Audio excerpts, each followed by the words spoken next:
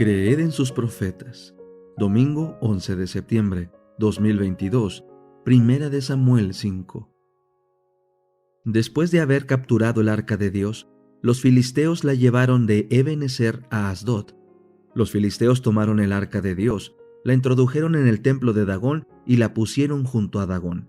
Y cuando los de Asdod se levantaron temprano al día siguiente, he aquí que Dagón estaba caído en tierra sobre su rostro, frente al arca del Señor. Entonces tomaron a Dagón y lo pusieron otra vez en su sitio. Pero al levantarse temprano, al día siguiente, he aquí que Dagón estaba caído en tierra sobre su rostro, frente al arca del Señor, y la cabeza y las manos de Dagón estaban cortadas sobre el umbral. Solo el tronco le había quedado a Dagón. Por esta razón los sacerdotes de Dagón y todos los que entran en el templo de Dagón no pisan el umbral de Dagón en Asdod hasta el día de hoy.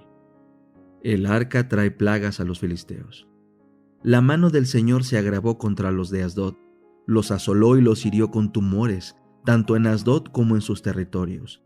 Al ver esto, los hombres de Asdod dijeron: que no se quede con nosotros el arca del Dios de Israel, porque su mano es dura sobre nosotros y sobre Dagón nuestro Dios. Entonces mandaron reunirse con ellos a todos los gobernadores de los filisteos y les preguntaron: ¿qué haremos con el arca del Dios de Israel?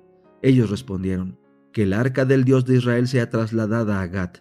Y trasladaron el arca del Dios de Israel, pero aconteció después que la habían trasladado, que la mano del Señor fue contra la ciudad ocasionando gran pánico, e hirió a los hombres de la ciudad, desde el menor hasta el mayor, de modo que aparecieron en ellos tumores. Entonces enviaron el arca de Dios a Ecrón, y sucedió que cuando el arca de Dios llegó a Ecrón, los de Ecrón dieron voces diciendo: han trasladado hasta nosotros el arca del Dios de Israel, para que nos haga morir a nosotros y a nuestro pueblo. Entonces mandaron reunir a todos los gobernantes de los filisteos y dijeron: envíen el arca del Dios de Israel y que vuelva a su lugar, no sea que nos mate a nosotros y a nuestro pueblo. Pues había pánico de muerte en toda la ciudad, y la mano de Dios se había agravado allí.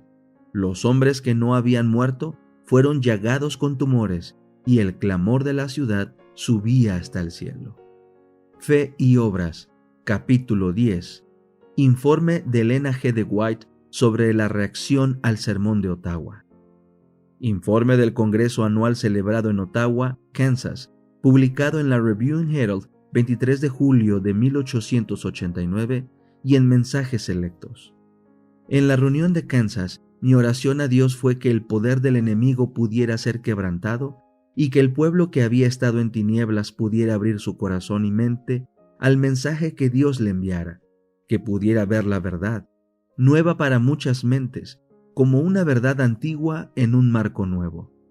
La comprensión del pueblo de Dios ha sido cegada, pues Satanás ha distorsionado el carácter de Dios. Nuestro bueno y bondadoso Señor ha sido presentado delante de la gente revestido de los atributos de Satanás. Y hombres y mujeres que han estado buscando la verdad han considerado a Dios durante tanto tiempo bajo un aspecto falso que es difícil despejar la nube que oscurece a la vista de ellos la gloria de Dios. Muchos han estado viviendo en una atmósfera de dudas y parece casi imposible que se aferren de la esperanza presentada ante ellos en el Evangelio de Cristo. Durante el sábado se presentaron verdades que eran nuevas para la mayoría de la congregación. Cosas nuevas y viejas fueron extraídas del tesoro de la palabra de Dios. Se revelaron verdades que la gente apenas podía comprender y aplicar. La luz brilló de los oráculos de Dios en relación con la ley y el Evangelio, en relación con el hecho de que Cristo es nuestra justicia, lo cual pareció a las almas que estaban hambrientas de la verdad como una luz demasiado preciosa para ser recibida. Pero las labores del sábado no fueron en vano. El domingo de mañana hubo una manifiesta evidencia de que el Espíritu de Dios estaba efectuando grandes cambios en la condición espiritual y moral de los congregados. Hubo una entrega de la mente y del corazón a Dios, y dieron preciosos testimonios los que habían estado mucho tiempo en tinieblas. Un hermano habló de la lucha que había experimentado antes de que pudiera recibir las buenas nuevas de que Cristo es nuestra justicia. El conflicto fue difícil, pero el Señor estaba obrando en él, y su mente fue transformada y su fortaleza renovada. El Señor le presentó la verdad en forma clara, revelándole el hecho de que solo Cristo es la fuente de toda esperanza y salvación. En Él estaba la vida, y la vida era la luz de los hombres. Y aquel Verbo fue hecho carne, y habitó entre nosotros, y vimos su gloria, gloria como del unigénito del Padre, lleno de gracia y de verdad. Juan 1, 4 y 14.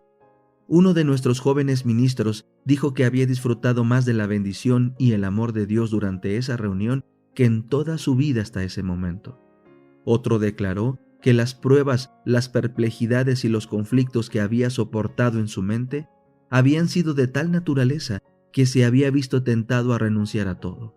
Había sentido que no había esperanza para él, a menos que pudiera obtener más de la gracia de Cristo, pero que mediante la influencia de las reuniones había experimentado un cambio de corazón y tenía un conocimiento mejor de la salvación mediante la fe en Cristo. Comprendió que tenía el privilegio de ser justificado por la fe.